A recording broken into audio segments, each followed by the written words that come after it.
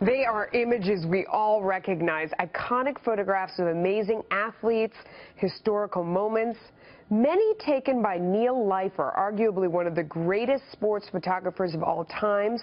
His work featured on more than 200 magazine covers over 50 years. He also collected some unforgettable photos. Now the public has a chance to own some of these iconic pieces.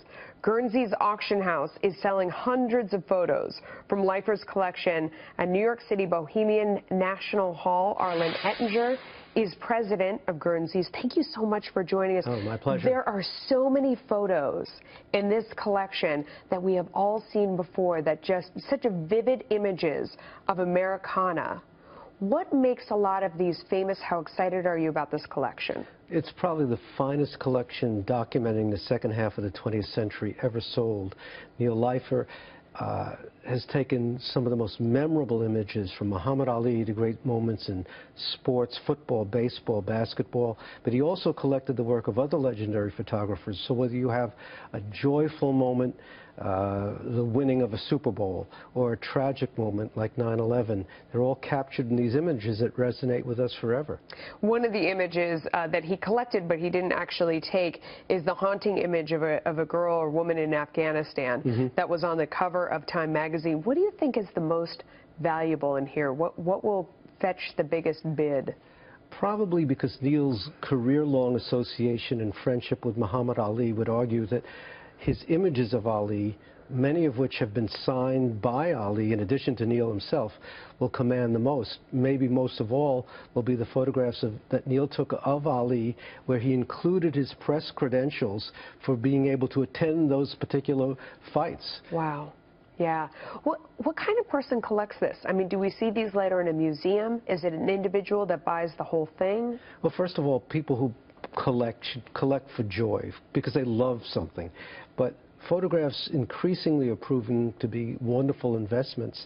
It's a way for collecting to get in sort of at a lower level. I don't know about you, but I can't afford a Picasso these days, but this you can afford. What is a lower level to you?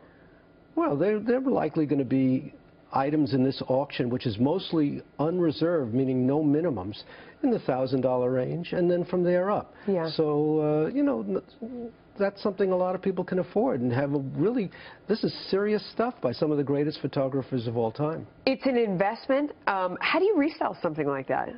If you're an individual and you buy one. In today's world, it's so easy. Just go online to eBay and you see them all the time, or many, many places that never existed before the internet to sell what you've acquired. Or come back to Guernsey's 10 years from now.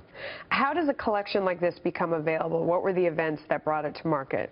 We've been doing auctions like these. We did the John F. Kennedy, the Elvis Presley auctions. Last year sold the complete archive of Rosa Parks. So we have a reputation that people come to us. And I met Neil, had the thrill of meeting Neil about 5 years ago, and we've worked together on and off since then, bringing this event upcoming in next week.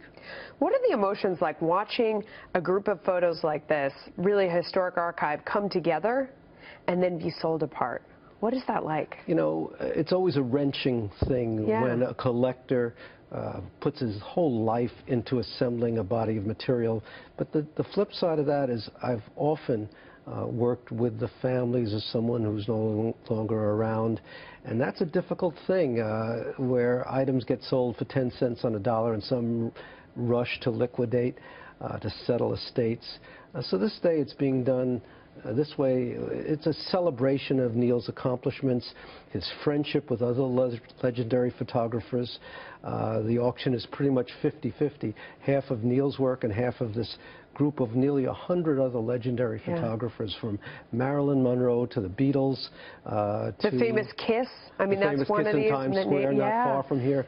The Afghanistan girl you mentioned from the cover of Time magazine. They're all in this thing. I was at our warehouse last night until late in the night and getting goosebumps looking at some of these images. It must be emotional. I mean, in one sense, breaking it apart could be sad, but at the same time, you're sort of spreading the joy of it to more people to enjoy, and you know, it's almost exponential as it goes out there into the world. Years ago, we did the auction for Topps, the trading card company, and how many people traded little cards, baseball cards, when they were a kid.